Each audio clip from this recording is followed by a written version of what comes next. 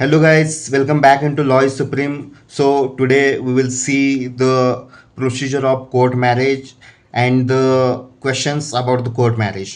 तो आज हम इस सेशन में देखेंगे कि कोर्ट मैरिज रिलेटेड जो भी क्वेश्चंस हैं और कोर्ट मैरिज की जो प्रोसीजर है उसके लिए क्या क्या डॉक्यूमेंट्स रिक्वायरमेंट है, क्या क्या प्रोसीजर्स है, वो सब हम इस वीडियो में कवर करेंगे। तो सबसे पहली बात है कि कोर्ट मैरिज करने के लिए लड़की की उम्र जो है वो 18 साल होनी चाहिए, लड़के की उम्र जो है वो 21 साल होनी चाहिए।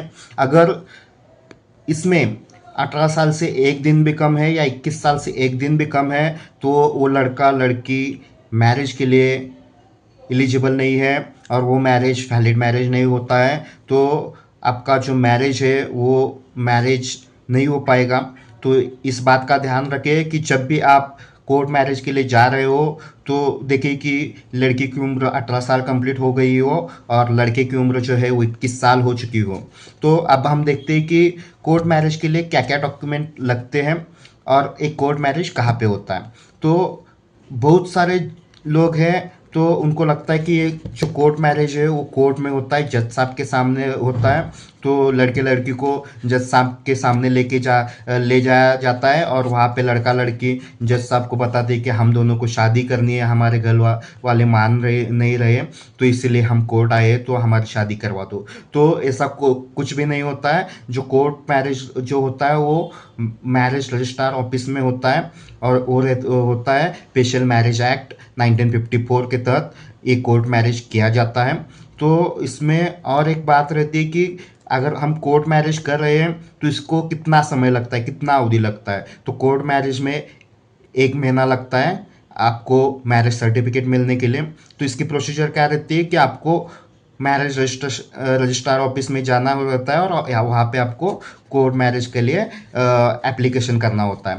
तो कोर्ट मैरिज के लिए एप्लीकेशन करने के बाद क्या लड़का या लड़की के घर पे ये कोई नोटिस जाती है उनके जो पेरेंट्स हैं उनको इन्फॉर्म करने के लिए।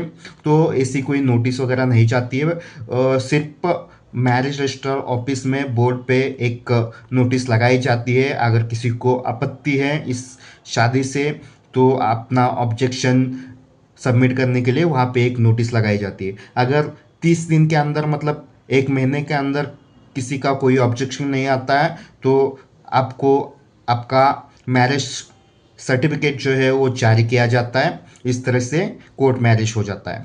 तो इसके लिए क्या क्या डॉक्यूमेंट लगते हैं। तो सबसे पहले तो इसके लिए लड़का और लड़की के दो दो पासपोर्ट साइज फोटोग्राफ लगते हैं। उसके बाद रेसिडेंशियल प्रूफ लगता है, डेट ऑफ बर्थ प्रूफ लगता है। बाकी और भी कंडीशंस है उसमें क्या क्या लगता है वो देखेंगे हम आगे। तो अभी रेसिडेंशियल प्रूफ में आप कौन कौन से डॉक्यूमेंट दे सकते हो। तो रेसिडेंशियल प्रूफ में आप voter card, passport, ration card, driving licence, bank passbook, lease deed, rent deed, जो भी डॉक्यूमेंट आपके पास अवेलेबल हो वो डॉक्यूमेंट आप शो कर सकते हो, सबमिट कर सकते हो एज अ रेसिडेंशियल प्रूफ। तो डेट ऑफ प्रूफ के डॉक्यूमेंट के लिए क्या क्या आप डॉक्यूमेंट सबमिट कर सकते हो। तो इसमें आप सबमिट कर सकते हो म्यूनसिपल कॉर्पोरेशन सर्टिफिकेट है, 10th और 12th का जो सर्टिफिकेट मिलता है स्कूल या कॉलेज से, बोर्ड से, वो आप दिखा सकते हो। उसमें आपका डेट ऑफ बर्थ रहता है। पासपोर्ट दिखा सकते हो, पैन कार्ड दिखा सकते हो। तो इसके साथ में आपको आधार कार्ड अभी मैंडेटरी हो गया। तो लड़का और लड़की दोनों का आधार कार्ड होना जरूरी है शादी के लिए। अगर सपोज ये जो शादी हो रही है इसमें से कोई पार्टनर लड़का हो या लड़की हो वो डिवोर्सी है, मतलब उनकी शादी हो चुकी होगी और वो उन्होंने डिवोर्स लिया होगा अपने पार्टनर से, अपने पाउस से।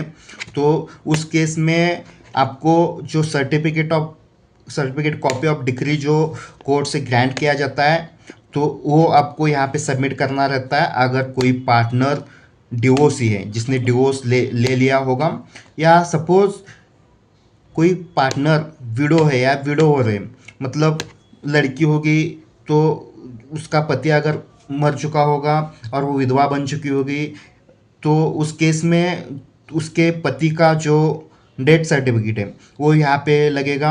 अगर लड़का होगा तो उसकी वाइफ मर चुकी होगी तो उसकी वाइफ का जो डेथ सर्टिफिकेट है वो यहाँ पे लगेगा। तो ये डॉक्यूमेंट्स एडिशनल डॉक्यूमेंट्स आपको सबमिट करने होते हैं। तो मैंडेटरी जो है आपको पासपोर्ट साइज फ़ोटो है, रेजिडेंशियल प्रूफ है और डेट ऑफ बर्थ प्रूफ है, ये डॉक्यूमेंट्स मैंडेटरी है। और एडिशनल केसेस जो है तो उसमें अगर डिवोर्स है, विडोवर है या फॉरेनर है, उस केस में आपको एक्स्ट्रा डॉक्यूमेंट्स देना पड़ता है। तो अगर आपका पार्टनर अगर फॉरेनर है तो उस केस में आपको उसका पासपोर्ट देना पड़ता है, उसके साथ एड्रेस प्रूफ का जो डॉक्यूमेंट है वो देना पड़ता है, प्रेजेंट मैरिटल स्टेटस का जो है वो, उसके साथ आपको एनओसी देना पड़ता है from concern embassy and valid visa. तो ये सब डॉक्यूमेंट्स आपको जमा करना पड़ता है। Thank you.